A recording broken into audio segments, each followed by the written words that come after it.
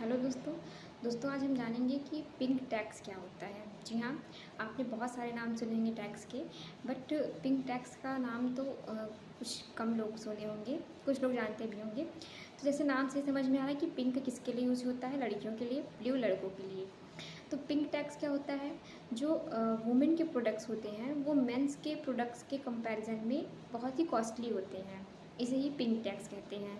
जी हाँ, आप अगर सरल भाषा में समझाएं तो जो लड़कियों के भी जितने भी प्रोडक्ट्स होते हैं वो बहुत ज़्यादा महंगे होते हैं, चाहे वो कपड़े हों, ब्यूटी प्रोडक्ट्स हो, या फिर आप कह सकते हैं जैसे कि हेयर कटिंग हो।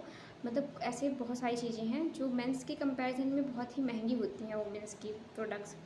तो इसे पिंक टैक्स कहते हैं, जबकि ये ना ही कोई रियल टैक्स है, ना ही ये इनकम टैक्स के कॉलम में कहीं इसका जिक्र है, और ना ही ये कोई गवर्नमेंट इम्पोज्ड फीस है।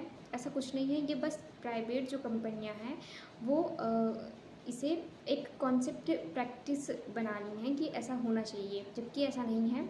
और मैं आपको बता दूं कि एनसीडीआरसी के पास 2019 में एक केस आया था, जो कि उसको सॉल्व करते हुए उन्होंने ये कहा कि जो अगर ये जो भी प्राइवेट कंपनियां हैं ऐसा कोई अगर जेंडर बेस पे डिस्क्रिमिनेशन करती हैं ऐसा, तो उनको कंज्यूमर प्रोटेक्शन एक्ट 2019 के तहत उनको अनफेयर ट्रेड प्रैक्टिस के में काउंट किया जाएगा, ऐसा कहा गया है। बट इसके ऊपर अभी ऐसा कुछ मतलब प्रतिबंध नहीं लगाया गया कि ऐसा नहीं होना चाहिए। अभी भी महंगी चीज़ें हो गई हैं और हम लड़कियां बहुत ही इससे झेल रही हैं। दोस्तों अगर देखा जाए तो जैसे कि अब कुछ लोग ये भी कहते हैं कि लड़कियों में हेयर कटिंग बहुत ज़्यादा तरह तरह की होती हैं।